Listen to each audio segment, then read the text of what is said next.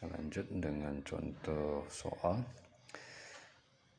Misalkan ada sebuah batang yang diengselkan ke dinding.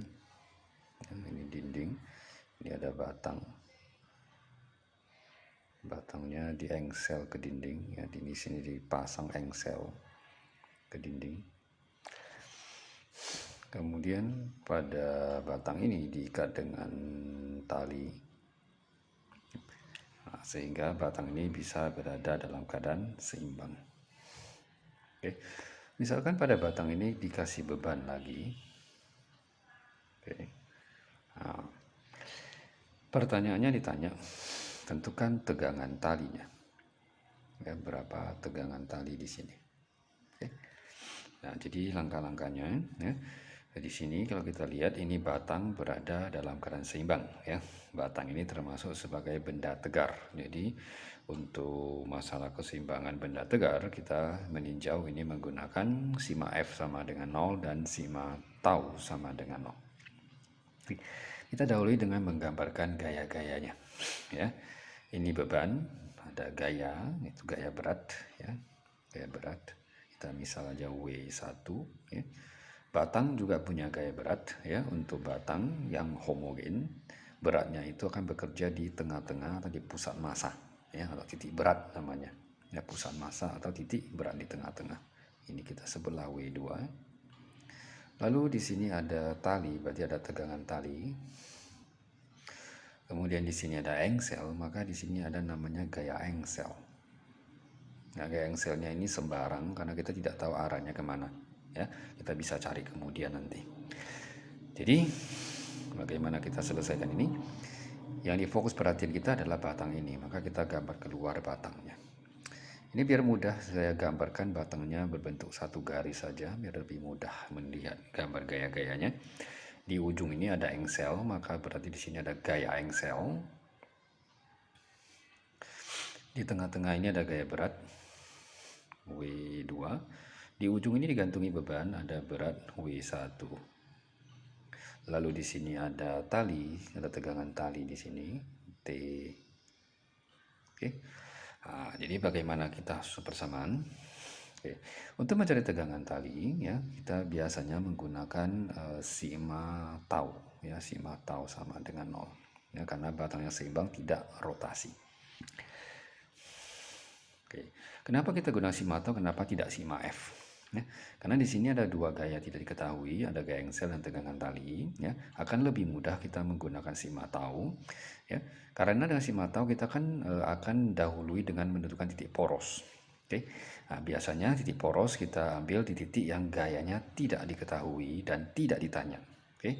Ini W1, W2 biasanya diketahui, ya. Ini tegangan tali ditanya, berarti gaya engsel ini tidak diketahui dan tidak ditanya, maka kita bisa buat poros putarannya di sini. Kita sebut aja O. Maka dengan mengambil sima tau O sama dengan 0, berarti torsi untuk gaya engsel itu akan hilang, ya, karena gaya bekerja melalui poros, tidak ada torsinya. Jadi sima tau 0, berarti ini torsinya 0, tidak usah dilihat lagi, tinggal sisa 3 gaya saja, ya. Nah, jadi kita tinjau satu-satu. Untuk W1, ya. Jadi saya gambar ulang, ini batangnya, ini O, ini W1 narik ke bawah, batangnya akan bergerak kemana? Ini batang, ya, porosnya di ujung, ya, di ujung ini kita tarik ke bawah dengan W1, maka batangnya akan mutar ke arah turun ke bawah atau ke arah searah jarum jam. Searah jarum jam, maka torsinya diberi tanda minus, ya, minus W1 dikali lengan. Lengan adalah jarak poros ke gaya, berarti sama dengan ujung ke ujung sama dengan panjang batang, ya. Misalkan panjang batang diketahui ini L misalnya, jadi W1 kali L. Oke.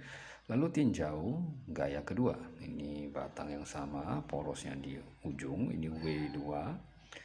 W2 narik ke bawah, maka batangnya mutar kemana? Dengan poros di ujung, kita tarik di tengah ini, kita tarik ke bawah, mutarnya ke arah searah jarum jam. Searah jarum jam berarti torsinya negatif lagi, W2 dikali L, ya. Lengannya berarti jarak poros ke gaya, ini berarti sama dengan setengah panjang batang, karena berat batang di tengah-tengah. Setengah panjang batang kita sebutlah dia setengah L, ya, setengah kali L, ini 1/2 dikali L.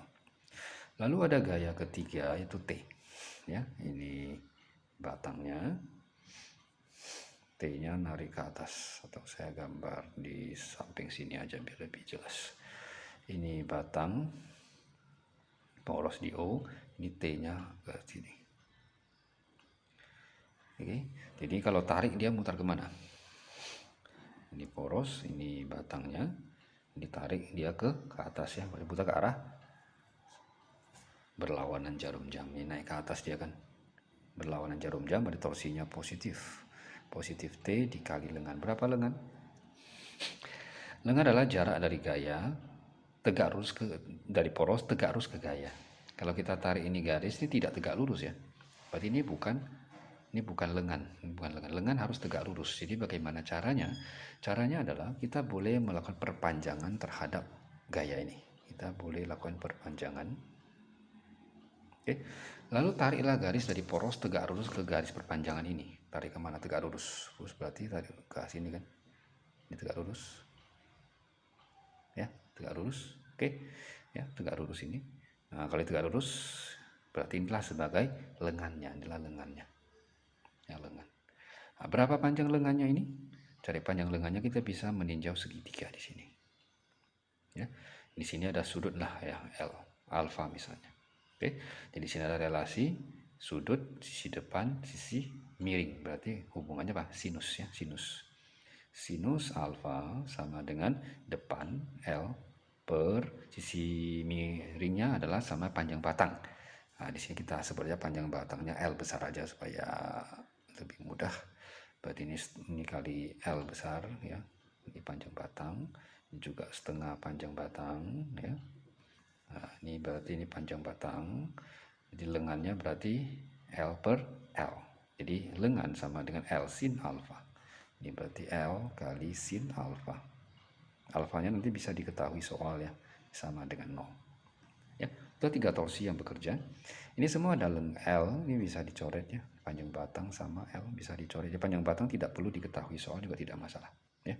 Ini T kali sinus alfa sama dengan ini pindah ke sana W1 ditambah setengah W2. Jadi kalau massa diketahui tinggal M kali G, ini alfa diketahui maka T bisa dihitung, ya. Ini sama dengan M1G tambah setengah M2G dibagi sin alfa. Jika dimasukkan angka-angkanya aja, tegangan tali bisa dihitung.